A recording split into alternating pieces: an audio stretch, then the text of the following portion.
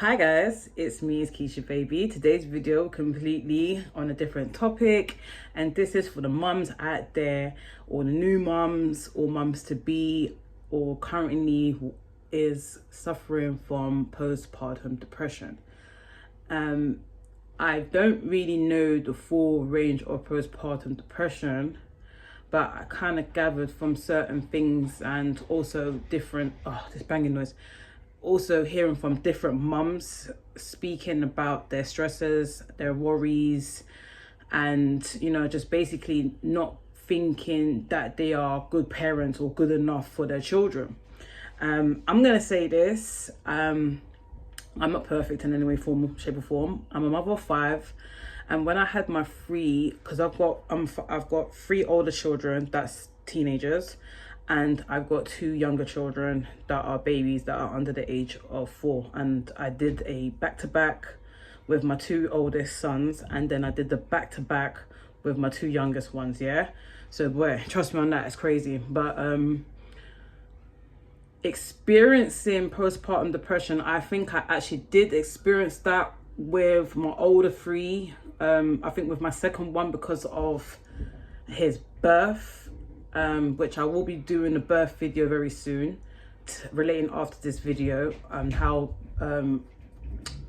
my second birth went with my second oldest child, which was my son. Everyone knows him as Elijah. And I think after when I had my son Elijah, I definitely was suffering postpartum depression. But at that time period, that was around 2012, the 2000s, that was the first digits, Olympics. This information wasn't really kind of like spread into the community, especially when it comes to brown skin community, black community, well, Caribbean communities and Afro communities. Like if they hear like a woman, like they I feel like, especially in the Caribbean community, they don't really hear, they don't like hearing about mental health. It's like it's a disease to have, especially if one of their child has it, or it's like some embarrassment or some type of shame. And it doesn't, the mental health, when it comes to like mental health getting spoken in the Caribbean households, it's not really spoken. But I can't really say that because my mum worked with mental health patients, and she came home and she taught me about certain signs to look for in mental health, and like when you're going through like stress, or if you're going through depression, like psychosis moments, even breakdowns. And furthermore, my mum is a qualified psychologist, so I got that information from her. So I kind of knew about the mental health back then, but I didn't know the mental health in signs in me, if you get what I'm trying to say. And especially after having my second child, which I will drop that video for you guys.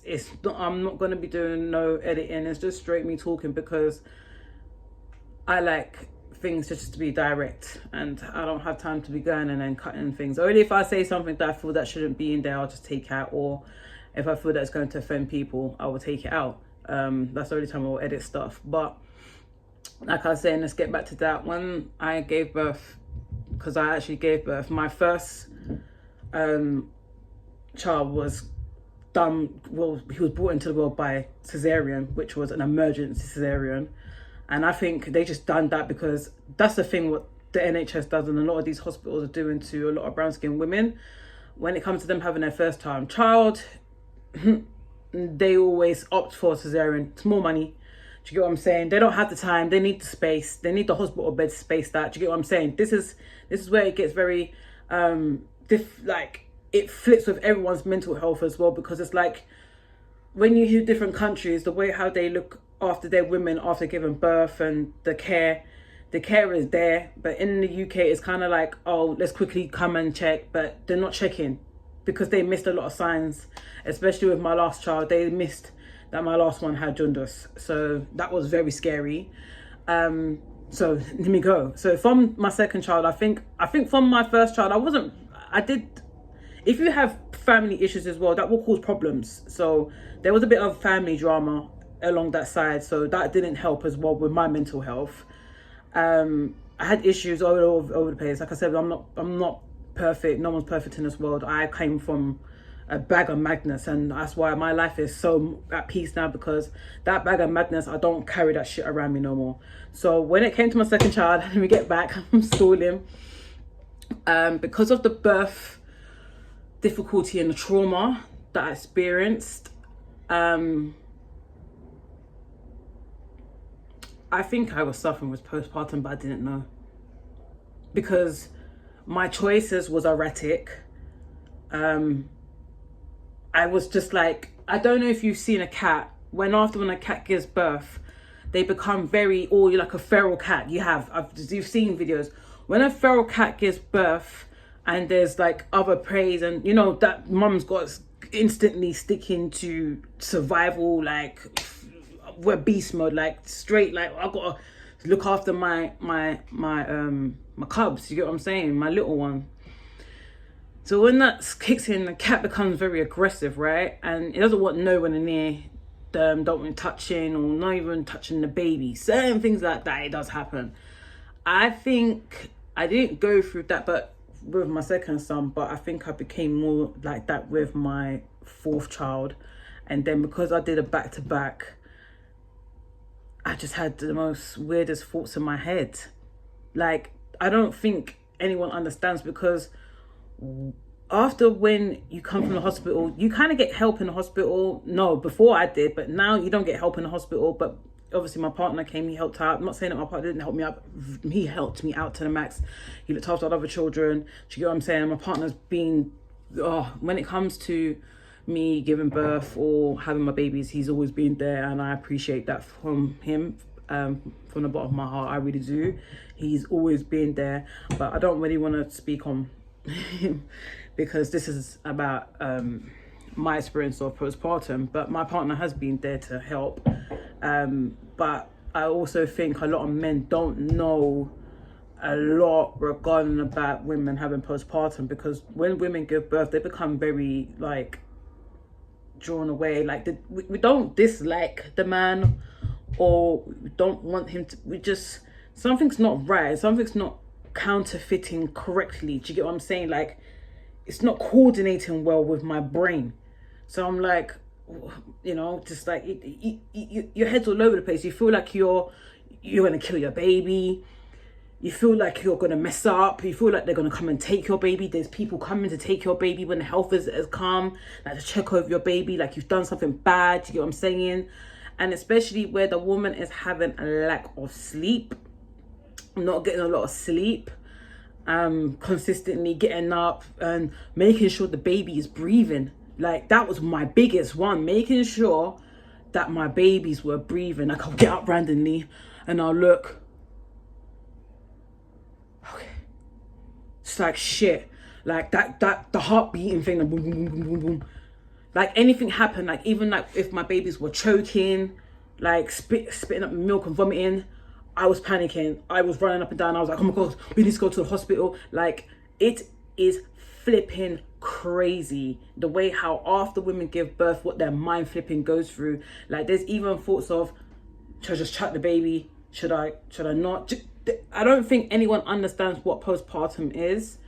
And I hope people understand what postpartum really is, because to say that you're going through postpartum, mate, it takes a very long time for women to literally overcome having postpartum. Some people have to have their babies separated from them because they are a danger to their babies.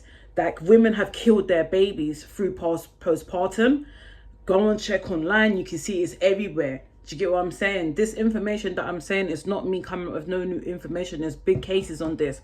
Women have killed their own youths. Like, and then when they've come out of the postpartum, they're done, they're gone. Do you get where I'm coming from? They're gone. It's not the same. Like, their heart is sunk. So got cut up there. Something happened there. So as I was saying, when those thoughts are going through that woman's head, it's sad, because it's like another thing as well, some people are brave enough to go to the doctors and speak to their doctors and tell their doctors about what's going on with them. And some women, they do not go to their doctors because they're scared that the doctors or social services or child protection services are going to take their child away from them, because there has been cases where that's happened. But, you know, the mum's got well and the child has never been returned back to that child, to the mother. So, or even the parents. Do you get what I'm saying? So, sorry, I just seen a message. So this is the things that people have to take into accountability when it comes to reporting postpartum and also seeking help in postpartum. If there is groups out there that starts to like come with organizations on how to help mums with postpartum, but it's not the aspect of just reporting them to social services and getting their child removed, it's helping them to recover. Because this is why some women don't recover, it's because they're like, oh, if you don't do this, and there is nasty people in that field of work that will manipulate a woman with postpartum, and that is sick. Yeah, that's very, very, very sick. I've been in that position before, so I can speak on it, and it's not flipping nice. So when I was going through postpartum with my son, which was my second son, and not knowing, I was manipulated by a lot of health professionals. And it's the fact that they didn't help in a way where it would make me realize and see what's going on. Do you get where I'm coming from?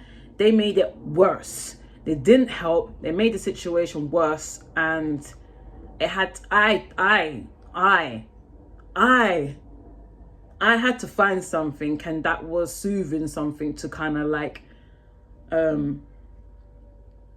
melt the pain away, and that wasn't helping. That made the situation worse, and I've learned from that, trust me. And like I'm saying, I just had my last one, well, you might say a year ago now, and even the thought of their development, have I done something wrong? It's always, have I done something wrong? And that's why, excuse me, when I gave birth to my last two, the hospital that I went to, I got recommended this hospital by an old friend that I used to speak to, and I'm grateful that she recommended me that hospital, because everything that went well, like even then I had to have I did elect for vaginal, but because of experiences and the trauma, I am very, very, very scarred from my son's birth, because I had a VBAC, but the way how the doctors handled the situation, which I will speak on in another video, then that's a very long story time, it traumatized me, and that's why I chickened out. I gathered the courage. I'm telling you, the way how I gathered the courage to say, yeah, for my fourth child, I'm having VBAC again. I'm going to show these motherfuckers that I can push. You know what I'm saying? Like, you're a liar. It's the way how you handled it. You didn't handle me good. You guys didn't look after me well. You treated me bad. Like, you know what I'm saying? So it stems... Postpartum stems from the hospital. It stems from the labor, because you don't get that. You get stressed out in your pregnancy during the last days of the whole, you know, the trimester, the third trimester. As soon as when it comes up to those last 4 weeks, I'm telling you now, your body's over it. You just want this baby to pop out. I don't even care if they just stuck a knife right now and just took the baby out. That's how much it just got to me. Do you get what I'm saying? It's just because it was painful. My pregnancy was very painful, but the pregnancy along it was fine. I did vomit a lot, but you know, it happens. Body's shifting, innit? The body's shifting. It's the DNA business and doing some type of figure, because you're cloning yourself. Do you get what I'm saying? You're cloning another human being, you know? So when it came to, what was I saying? But when it comes to the whole experience of the whole like pregnancy, it was cool. Then the labor, that's when everything changed. I'm telling you, the labor experience it plays a big part after, when the mum conceives that baby. When the mum, not conceives, sorry, when the mum delivers the baby, or the baby's being delivered. Yeah, the care experience, the people around, all that plays a big part. And if you don't have that community support from the very first start when that baby is born, it's going to be very difficult. And there is a lot of women, people that I knew, spazzed out, crashed out. It didn't go so well for them. And, you know, it was just where it was just very sad. You know, a lot of people that I've known have gone through that particular situation and they've had to heal themselves. And the ones that I've gone through that I'm very proud of you, there's two people that I know. I'm very proud of you. But that main one person, I don't speak to her no more. Because like I said, if you check in my other video where I don't have friends, I drawed myself away from a lot of people because I needed to. Yeah, so that video cut out. Like I said, I needed to draw myself away from people because I needed to heal my inner self. I needed to be by myself to actually heal myself. Yeah, let me clean my glasses real quick. But yeah, a lot of people healed themselves, and that person, she healed herself, and I'm very proud of her for healing herself and not going the other way around, because we didn't know what postpartum really was. It wasn't really mentioned in the community. It was just baby blues. We got told about baby blues, but we didn't get told about postpartum depression or the cytosis that you have, or what type of things you feel. Like, okay, they said that you don't feel attached to the baby as soon as when the baby's born. You got to try that bond with the baby. I didn't really feel none of that because I love babies. And so every time when I had my baby was, ooh, do you get what I'm saying? Like, oh, always squeezed them, always had them in a bloody bed. So, you know, things like that, do you get what I'm saying? So, you know, it needs to be spoken. More people need to get onto it, speak on their experiences as mothers, especially brown skinned women. You need to come on here and you need to talk. Even Asian communities, you need to speak, because other women that are coming into motherhood, some of us don't get, you know, taught how to be mothers. And to be honest, they should really and truly teach it in school, not just about childcare, but teach how, you know, taking on another responsibility for the rest of your life, how it can play a part with, you know, I say, you know, just, yeah, you can have children. Don't think of it as, oh, I've had my kids and I've messed up my life. No, don't ever think that. Don't ever think that your kid has messed up your life. Your kid has saved you, because you could have been in a worse situation, and your child has saved you. Your child is a blessing from the Most High. Some people say not every child is a blessing, because there's some demon spawn children out there, but you know, we move from that. We just think about the good ones and the ones that we really need to raise, and that is by, you know, making sure that mums, before they leave hospitals, they are actually mentally, physically prepared to leave the hospital. But you know, it costs money. They're not really trying to put that money into the NHS when it comes to women giving birth, but the hospitals that are rated good, if you have to go a different mile to go to a different hospital, go to that hospital. I'm telling you, I did it, and I'll never ever ever regret going to a different hospital than the one that's in my borough, because they let me down. They definitely let me down. Yeah, even thinking about it's a bit emotional. But the other hospital that I went to, I'll bait them out, I don't care. Homerton Hospital, and that's where I was conceived. I was conceived in Homerton Hospital. Not conceived, sorry. Why do I keep saying conceived, guys? I was born in Homerton Hospital. That's in Hackney, East London. So, and like to have my last two children in the hospital where I was born, yeah, man, it makes big statements. You know what I'm saying? Probably I was on the same ward that my mum was on. I don't know, you know. I don't know, but the staff members were lovely, because I had the best midwives, and my midwives understood. I spoke to my midwife and she was a very understanding midwife, and I think out of all my midwives, like, she was the best. Yeah, she was the best. So we got my midwife. Yeah, so yeah. Because even thinking about, I went through problems as well, like with staff members. Hold on, guys. So yeah, big up Gabby and big up Justine. They were very nice midwives. They understood everything, that, you know, all my issues, and if they had any concerns, they would have just sent me straight to triage. They weren't playing. They were very, very good, and you know, you need more people like them, you know, in the health place, you know, in health place. Gosh, I can't even speak properly. But we just need more people that's got kind heart in the health industry, because it's just sad that there's people that's actually heartless, and then, you know, they will do a lot of horrible things. So yeah, moving on forward now. Yeah, so if you know somebody or you yourself are dealing with postpartum, please do seek help. Do not suffer in silence.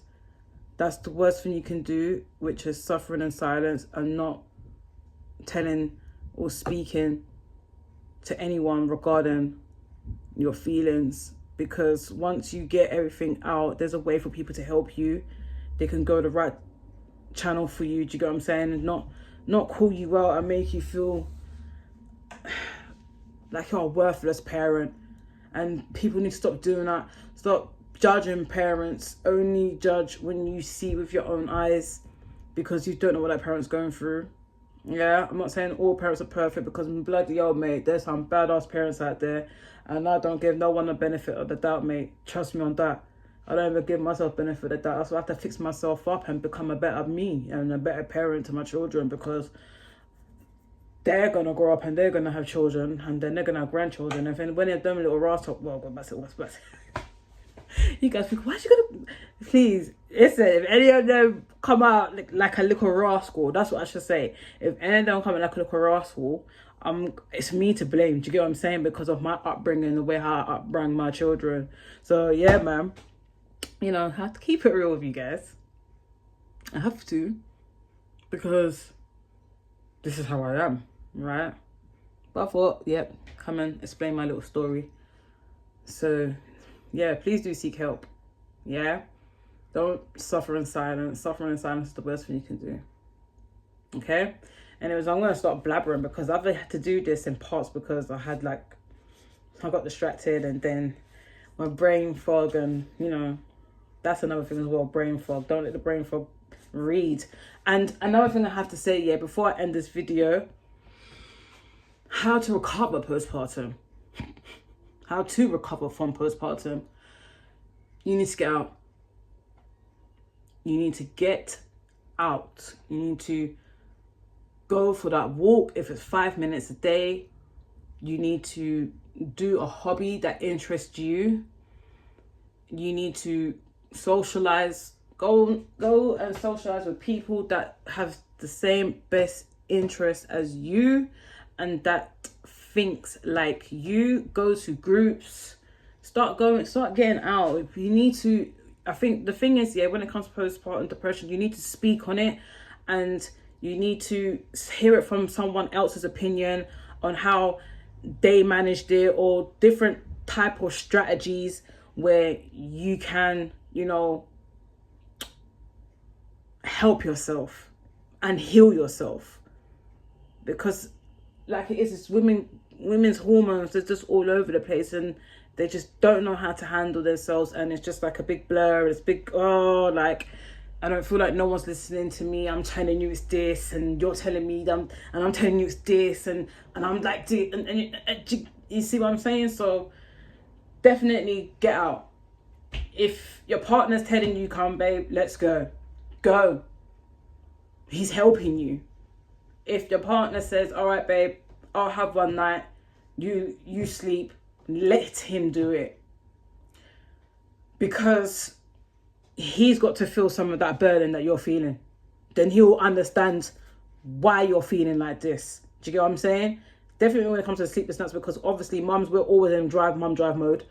And like I said, like even checking to make sure the baby's still alive, putting your hand on there, that panic, that worry, like not sleeping, and then you're up. Like I'm up all like 3, I'll get up at 3, 4 o'clock, and then I'm up 6, and then next minute I'm tired, the babies are active, and then I have to try and soothe them, get them into their routine, then wait for them to sleep, and then I don't sleep. But the only time I sleep is when they go back to sleep, or I've got to put them to sleep. And that's another thing where you probably need to just make sure that you have your whole day is structured. You structure your baby from the get-go. As soon as when that baby comes home, yes, sleeping patterns are off, but you got to start training that baby to get that baby to know this is when you know what I'm saying? This is how things have to go. Until that baby is like 4 or 5 months and the baby starts to wean off a bottle and starts going on food, that's when you start putting those strategies, those plans, and just organization, having that organization around you as well, that will help with your mental state. If someone wants to come over, if you need to go and hire someone to come and clean your house, let them be so, mate. Just let it be so. If your house is a mess, you got to let people know my house is a mess right about now, man. My mental state's not really there at the moment. Please don't think of it. You got to just let people know. Just be open and honest. Communication is the key. And communicating with people and letting people know that stops them, because there's other thinkers and people will probably think they've done something wrong. But just putting people at peace and like letting them know, don't worry, you're good, etc. It's nothing to do with you. I'm just going through it at the moment. I need some time for myself. I need some help. Or, do you get where I'm coming from? So yeah, man, and just go out, go for a spa, go for a spa treatment. There's even spa treatments for mums and babies, so you can go to one of those treatments. And there's even groups as well, that's that mum group. So if you don't have anyone, that you don't know anyone, and you want to try and get to have a little friend, like a mum friend, so your little kid can play around with a little kid, everyone wants that. Or just, you got to get out there. Even if you've got friends, if they've got children, try and make arrange time to see them. Or like if your friends want to come and see the baby, try and make some time. Don't push people away. If people are offering to help you, take it, grab it. If people want to say that, you never, let them talk, because you see, your mental health is more important than their flipping opinions. Do you understand? Because it's their opinions that's got you thinking this type of way. And because you're allowing their opinions to bother you, it's going to cause you more stress. It's going to cause you more problems. It's going to cause you anxiety. It's going to cause you depression. It's going to cause you sadness. It's going to cause you worry. It's going to cause you guilt. And this is the thing, and I have to say this because it's not one thing. I've said this in my video, but you need to pray. You need to stay prayed up, and you need to keep praying and praying and praying and praying. And if you don't believe in the Most High, mate, you have to, it's something, you need to lean on something. But my thing is, I pray to my Father, and I tell him, please, I don't know what's going on right now, just mend my mind is it's like hot mess. Because remember, you have another DNA inside of you, and they say women carry the men's DNA in them for about 3-4 years or something like that. So you've got your man's DNA in you. That's why you mix. Your head not good, your head gone, it's sour. It's gone green. So what I'm saying, your mixed emotions right back now, but you can get your emotions back by healing yourself. Start doing them pelvic floor muscles, start doing some type of stretches, do Pilates. There's what's it called again, leisure centers that offer baby creche, and especially if like you're a single mom, or if you're on low income, they help with that stuff. Do you get what I'm saying? There is still some resources left for women to try and mend their minds and their bodies at the same time. You just have to look for it. You just have to be willing to do it. And some women, they will put it off. They're like, no, I'll do it tomorrow, or I'll do it next week, or no, I don't want to go nowhere. I don't want to be around people. We've got to stop this, because this is how you're destroying yourself. Yes, sometimes we don't want to be around people that are dickheads.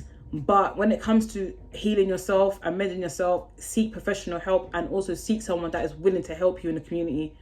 So anyways, I hope that helps as well with the rest of that I'm saying. If you've had any like experience like this before in your life, type it in the comment section below. Please do like this video and support, and share this video to somebody that needs to hear this. But I say this for the last time: pray, stay prayed up, keep praying, and ask the Most High to heal you, because there's nothing wrong with you. You just need healing at the moment. Do you understand? You just need a little bit of mending. You're a bit, you know, you're broken down a little bit, so you just need to be patched up a little bit. That's all. That's all. Soon as when we have that child, that child takes a big toll on us. Do you understand? But anyways, like I said, thank you for watching this video. If you've watched this video all the way to the end, please, oh my days, I am so appreciative for you for watching it, and big up yourself, trust me, because it takes a lot for someone to watch a whole long video. But anyways, thank you very much. Make sure you like and subscribe to my channel, and check out all my other videos as well. I'll be doing much more videos like this as well. This is to help the women and young moms out there that are facing the so-called PPS, isn't it? No, postpartum depression, not PPS. What am I saying? PPS. PPD, yeah? So anyways, guys, take it out, take it easy, take it out. I think it's because I'm trying to rush to finish the video. Probably that's what it is. And then all these words are just slipping out my mouth. But yeah, like, subscribe, take it easy. Bye.